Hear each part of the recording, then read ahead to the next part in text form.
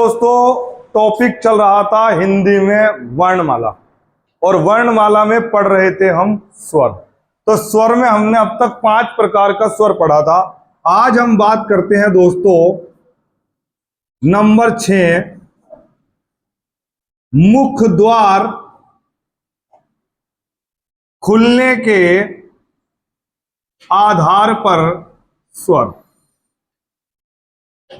मुख द्वार या मुख विवर एक ही बात है दोस्तों। मुख द्वार खुलने के आधार पर स्वर। तो याद रखना, एक होता है विवर्त, एक होता है अर्धविवर्त, एक होता है संवर्त और एक होता है अर्ध संवर्त। 4 प्रकार के मुख द्वार खुलने के आधार पर स्वर होता है। विवर्त में याद रखना दोस्तों, जिनके उच्चारण में मुख द्वार आधा खुलता है,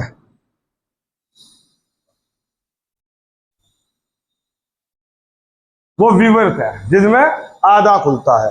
और अर्धविवर्त है मुख द्वार। विवर्त में याद रखना मुख द्वार पूरा खुलता है, पूरा। जैसे आ, आपने मुख द्वार आ, पूरा का पूरा मुंह खुलेगा। अर्धविवर्त मुख द्वार आधा खुलता है। जैसे ए को बोलेंगे तो आपका मुख एकदम नहीं खुलेगा पूरा, ए आधा खुला। ए के बाद याद रखना ए ओ याद रखना, ए ओ। और एक याद रखना दोस्तों ओ, ये डॉक्टर वाला ओ जो हमने अंग्रेजी वर्णमाला से लिया है। तो एक विवर्त है जिनके उच्चारण में मुख द्वार, कई बार तो पूरा यही पूछ लेता है कि जिन वर्णों के उच्चारण में मुख द्वार पूरा खुलता है वो क्या होता है। 4 ऑप्शन ये दे देगा आपको। तो क्या होता है विवृत। अर्धविवृत क्या होता है, मुख द्वार आधा खुलता है। और संवृत में याद रखना जिनके उच्चारण में मुख लगभग बंद रहता है, मुख खुलता ही नहीं। जैसे ई उ बोल के देख लो आप, ई मुख बिल्कुल बंद है, ई उ। और याद रखना अर्ध संवृत में जिनके उच्चारण में, देखना नीचे दिख रहा है क्या साफ, जिनके उच्चारण में मुख द्वार नहीं दिखा, मुख द्वार आधा बंद रहता है, आधा बंद रहता मुख द्वार अर्ध संवृत में। कौन कौन से हैं, जैसे ए ओ। तो दोस्तों ए ओ यहां आगे, ए आ यहां आ गया, ई उ यहां आ गया। यानी 10 के 10 स्वर को हमने बांट दिया। मुख द्वार खुलने के आधार पर स्वर कितने प्रकार हैं, 4। मैंने आपको बताया था स्वर की कैटेगरी 7 प्रकार में डिवाइड है। 7वां है घोषत्व के आधार पर।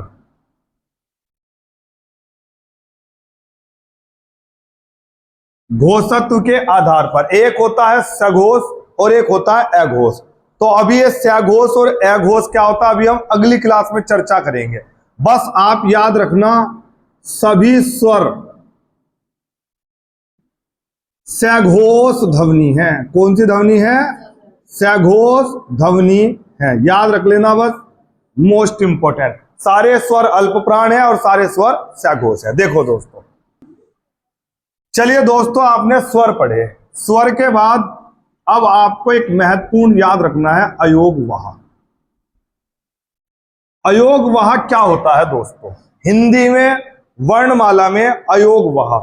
अयोगवाह का मतलब होता है जो किसी के भी साथ जुड़कर न चलता हो। वो अयोगवाह है। जो किसी के भी साथ जुड़कर ना चलता हो वो अयोगवाह है।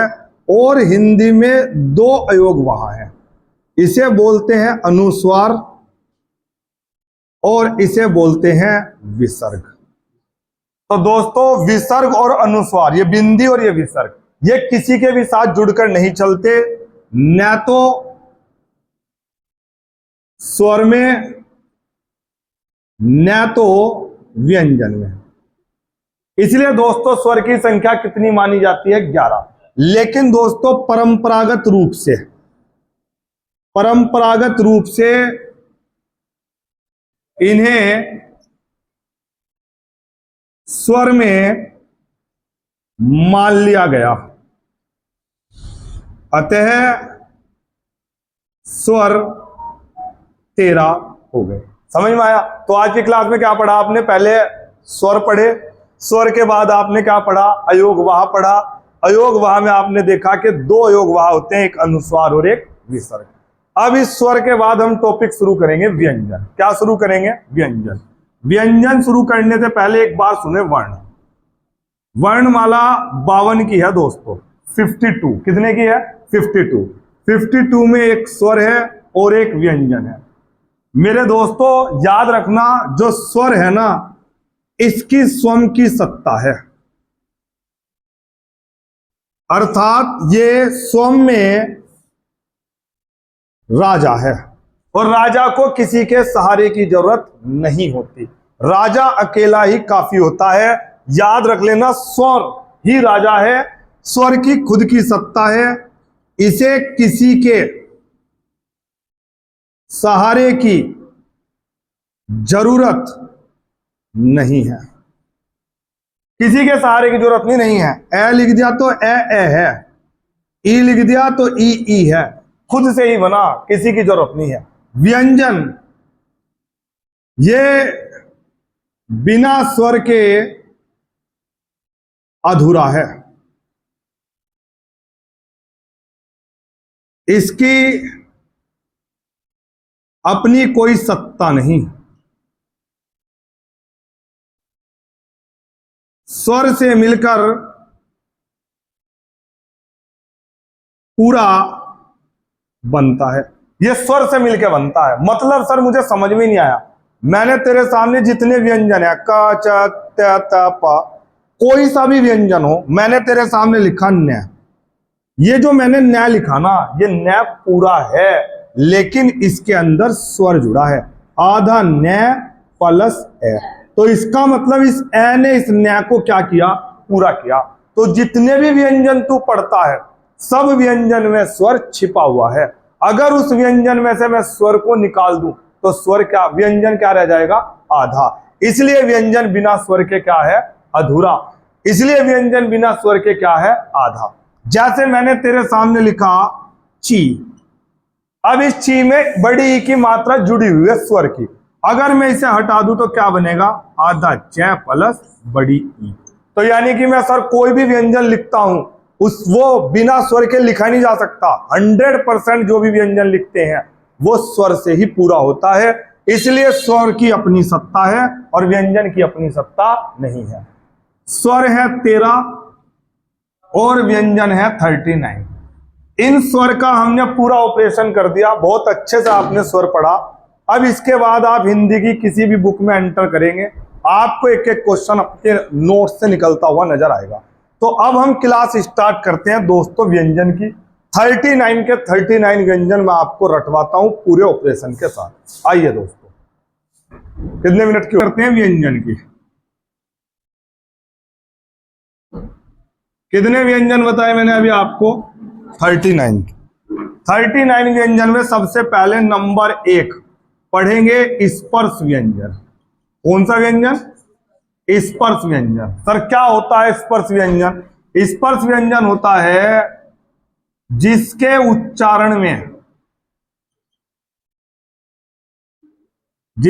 उच्चारण में जीभ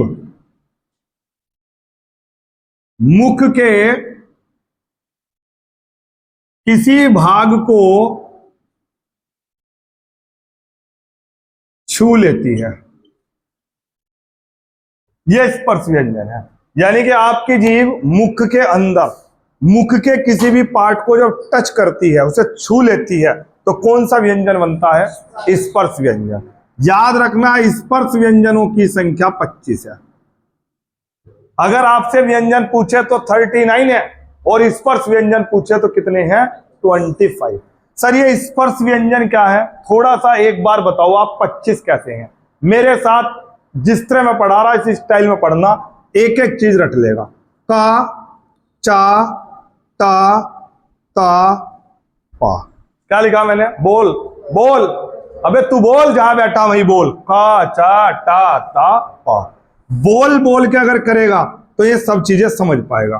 कैसे याद रखना? का, ख, ग, घ, अंग, च, छ, ज, झ, अय, ट, ठ, ड, ढ, अण, त, थ, द, ध, न, प, फ, ब, भ, म। ये मैंने आपके सामने लिखे, ये मैंने वर्ग बना दिए।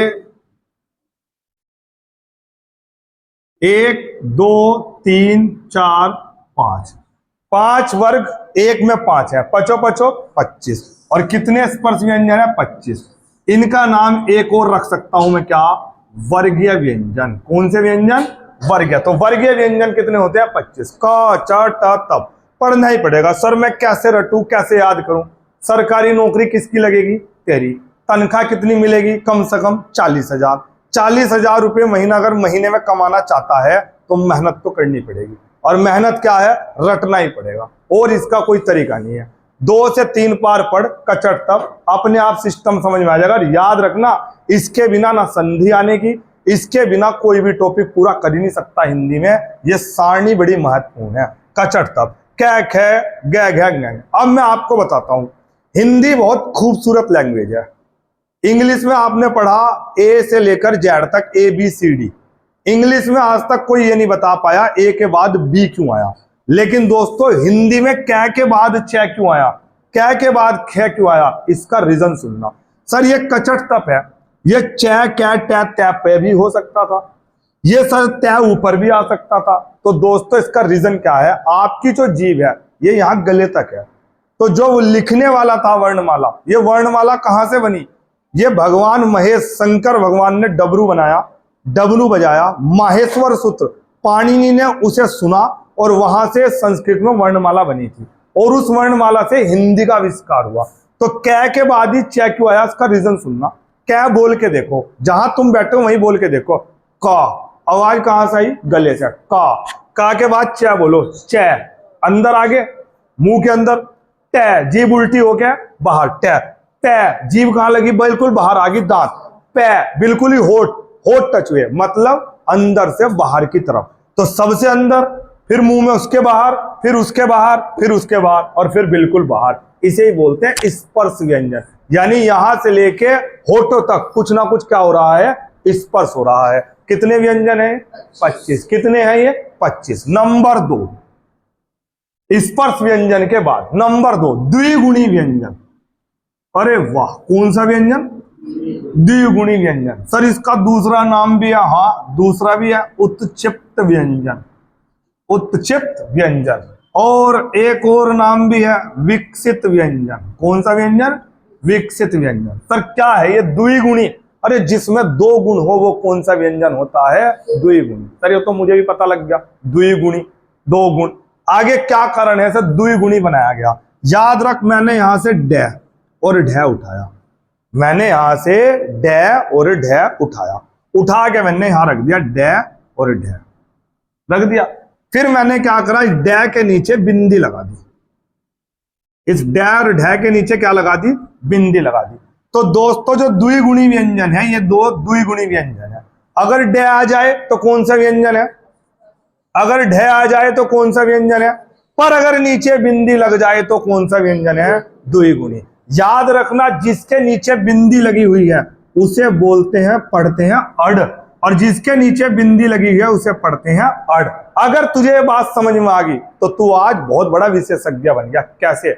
90% जब तू किसी ढाबे को देखेगा, हाईवे पर बना हुआ, जैसे जनकदा ढाबा, कोई सा भी ढाबा तू पढ़ेगा तो वहां 90% ये लिखा हुआ होगा।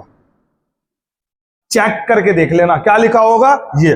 और अशुद्धि शुद्धि में यही क्वेश्चन पेपर में आ जाएगा, कौन सा शुद्ध और कौन सा अशुद्ध, और जो हम देखते हैं बार बार तो हमारे दिमाग में वही याद रहता है। हम एग्जाम रूम में बैठेंगे और यही शुद्ध है इस पे टिक करेंगे और घर खुश होते हुए आएंगे और घर आके देखेंगे ओहो ये क्वेश्चन गलत हो गया। तो याद रख ये ढाबा सही है कि गलत है, चेक कर। अभी तुझे सर ने क्या बताया, जहां बिंदी लगाओ उसे क्या पढ़ना, अड़, तो क्या पढ़ा जाएगा ये अढ़ाबा, क्या पढ़ा जाएगा ये अढ़ाबा। तो ये अशुद्ध है, तो सर फिर शुद्ध क्या हुआ, ढाबा। क्या शुद्ध हुआ, ढाबा। तो ये शुद्ध है और ये अशुद्ध है। जैसे मैंने लिखा सड़क और एक है सड़क, कौन सा सही है सर? सर मुझे समझ में ही नहीं आता कौन सा सही है, मैं बड़ा कंफ्यूज। तो मैं तुझे इसके लिंजा ट्रिक बता रहा है। क्या बता रहा, लिंजा ट्रिक। क्या है उस ट्रिक का नाम, याद रखना, जो शब्द के बीच में आएगा, शब्द के बीच में ये आएगा और शब्द के शुरू में ये आएगा। ये ट्रिक दिमाग में सेट कर ले, सारे क्वेश्चन लाइन लगा के ठीक हो जाएंगे। क्योंकि तू बोल नहीं पानेगा, तू शुद्ध का उच्चारण कर ही नहीं पानेगा। वैसे तो मैं उच्चारण की दृष्टि से बता सकता हूं तुझे, जैसे सड़क, अड़क, अड़क, अड़क की ध्वनि निकल रही, सड़क, अड़ की ध्वनि, और अड़ की ध्वनि निकलते ही ये सही ये गलत। पर कौन ध्वनि निकाल लेगा बैठ के, कौन वहां पेपर में पता लग रहा तू बैठ के निकाला अड़क अड़क, 2-3 तेरे रैपट भी मार दिए टीचर ने, क्या कर रहा तू यहाँ। तो ये इस पंगे में नहीं पढ़ना तुझे, तू ट्रिक समझ। क्या कि अगर बीच में आ रहा है तो बिंदी वाला और शुरू में आ रहा है तो बिना बिंदी वाला। अब बोल के देखते हैं, सड़क ये सही है और ये गलत है। ढक्कन आ गया, ढक्कन समझ में नहीं आता सर क्या शुद्ध है क्या अशुद्ध है, ये सही है कि ये गलत है, ये आ गया। अब बता कौन सा, ये क्या है, ये क्या है अढ़क्कन, क्या है ये अढ़क्कन, और ये क्या है ढक्कन, ये सही है ये गलत है। बस सर इसमें मैंने आपसे पढ़ लिया, पढ़ने के बाद किताब देखी, किताब में जाके एक क्वेश्चन आया मेंढक, मेंढक लिखा हुआ था सर, उसमें आपके सारे कंसेप्ट फेल हो गए। फेल तो हो ही नहीं सकते अगर पढ़ेगा। मैं तुझे बताता हूं मेंढक में ये वाली ट्रिक क्यों नहीं लगती। देख ये आ गया क्वेश्चन, बताओ सर ये सही है या ये सही है। ये आ गया सर, आपने तो बताया था कि बीच में बिंदी वाला आएगा। नहीं दोस्तों ये सही है ये गलत है, ये अपवाद है। सर अपवाद कैसे है, ये पढ़ो, मेंढक, मे के बाद बिंदी की ध्वनि निकल दी, न्याय की ध्वनि, मेन अड़क और मेन डक, मेन डक, तो डक की आवाज निकलेगी न्याय की अड़क की। तो ये सही है और ये गलत। बता समझ में आया कि नहीं आया। तो तू याद रख मेंढक अपवाद है, बाकी अगर बीच में आएगा तो बिंदी वाला, वरना शुरू में आएगा तो बिना बिंदी का। और बिंदी वाले को मैं पढ़ूंगा अड़ अड़, इसीलिए क्या है द्विगुणी, क्या है ये द्विगुणी। क्लियर आ गया समझ में, समझ में आया। चलो दोस्तों इसके बाद ये शुद्धि अशुद्धि वाला टॉपिक है। अभी हम जब शुद्धि अशुद्धि पढ़ेंगे तो उसमें बहुत अच्छे से क्लियर करूंगा। अभी मैं सिर्फ आपको वर्णमाला पूरी करा रहा हूं। वर्णमाला में मैंने आज क्लास में आपको व्यंजन शुरू कराया, व्यंजन में मैंने आपको स्पर्श व्यंजन कराया और दूसरे नंबर पे क्या कराया, द्विगुणी व्यंजन। क्लियर। तो अभी आपने पढ़े 2 व्यंजन, पहला कौन सा पढ़ा स्पर्श और दूसरा द्विगुणी। नंबर 3 यह, चलो पहले नाम लिखो, अंतस्थ अर्धस्वर व्यंजन। यह र ल व, याद रखना यह और वह जो है दोस्तों ये अर्धस्वर व्यंजन है।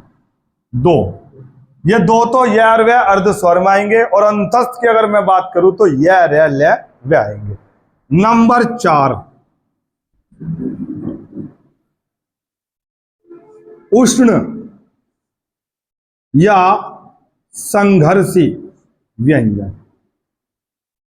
सर उष्ण और संघर्षी क्या होता है, जिनके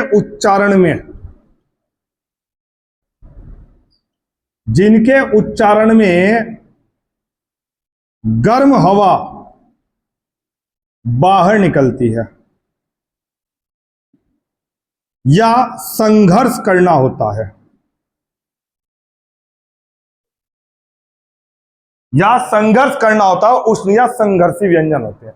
अब तू कहां से देखेगा, तेरे फेफड़ों से ठंडी हवा निकल रही कि गर्म निकल रही, तुझे साला ये तो पता नहीं लग रहा दिन कब हो रही रात कब हो रहा। जब से तू इस कंपटीशन की दुनिया में आया तुझे यही नहीं पता लगा। जवानी का सबसे बड़ा दर्द जानते हो क्या है? बेरोजगारी। और बेरोजगारी से बड़ा दर्द क्या है? इस फील्ड में आ जाना, कंपटीशन की तैयारी करना। तो अभी तुझे नहीं समझ में आनेगा कब गर्म है कब ठंडी है। बस तू याद रखना उष्ण और संघर्षी क्या है। मैं फिर भी तुझे बता दूं टेक्निक, ताकि तेरे मन में मेरे प्रति कुछ भाव पैदा हो जाए कि हाँ भाई सर को पता था, ऐसी बात नहीं है कि सर ने वैसे ही भेड़ दिया।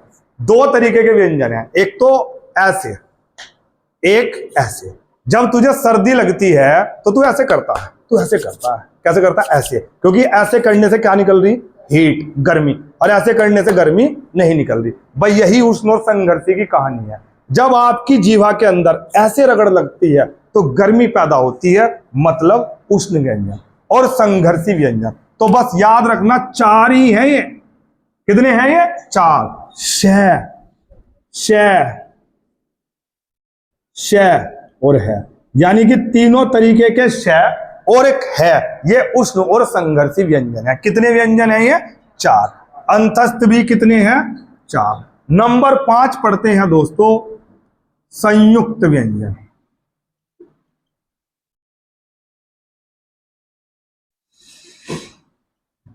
दो व्यंजनों से मिलकर निर्माण होता है। दो व्यंजनों से मिलकर निर्माण होता है संयुक्त व्यंजन का। जैसे मैंने लिखा आपके सामने क्षत्रिय, आधा क प्लस पेट पटा स्य के मिलने से क्षत्रिय बनता है। मैंने तेरे सामने लिखा त्रय, आधा तय प्लस रै के मिलने से त्रय बनता है। मैंने लिखा आपके सामने अज्ञानी, अज्ञानी जय प्लस अय के मिलने से बनता है या ग, आधा ग और या के मिलने से भी बन जाता है। ज्यादातर एग्जाम में यही आता है। और एक होता है आपका श्रेय, आधा शय प्लस रै के मिलने से बनता है। तो आपने संयुक्त व्यंजन कितने पढ़े? 4। तो मैं अब आपको रटवाता हूं पूरे संयुक्त व्यंजन। लिखो, आपने पढ़े दोस्तों अब व्यंजन। व्यंजन आपने पढ़े 39। कितने पढ़े? 39। 39 की अगर हम बात करें तो मैं आपको 39 के 39 बता दूं कैसे पढ़े। नंबर 1 स्पर्श व्यंजन, कितने थे? नंबर 2 द्विगुणी, कितने थे? 2। नंबर 3 अंतस्थ, कितने थे? नंबर 4 संघर्षी, कितने थे? नंबर 5 संयुक्त, कितने थे? 4। 4 तिया 12, 2 14 और 25 कितने हो गए? 39। ये है 39 के व्यंजन। और 13 क्या थे? स्वर। तो मुझे उम्मीद है इस क्लास के बाद आपको 52 के 52 वर्णमाला लिखनी आ गई होगी। अगर नहीं भी आई तो उसे 2 बार पढ़ो, नोट्स अच्छे से तैयार करो। सफलता आपके इंतजार में, नौकरी चाहती है कि तुम आओ और मुझे लेकर जाओ, लेकिन इसके लिए प्रयास किसे करना पड़ेगा? तुम्हें ही करना पड़ेगा। तो इन किताबों से जुड़ो, एनसीईआरटी पढ़ो, सिलेक्शन खुद आएगा। 2025 और 26 बहुत महत्वपूर्ण है आपके लिए। उम्मीद है मुझे कि 2025 में जो फॉर्म निकलेंगे आप पेपर दोगे, 2026 में आप ज्वाइनिंग ले लोगे। ठीक है दोस्तों, आज इतना ही रखते हैं। कल मिलते हैं इसकी एडवांस क्लास में नए जोश के साथ। तब तक जय हिंद, जय भारत।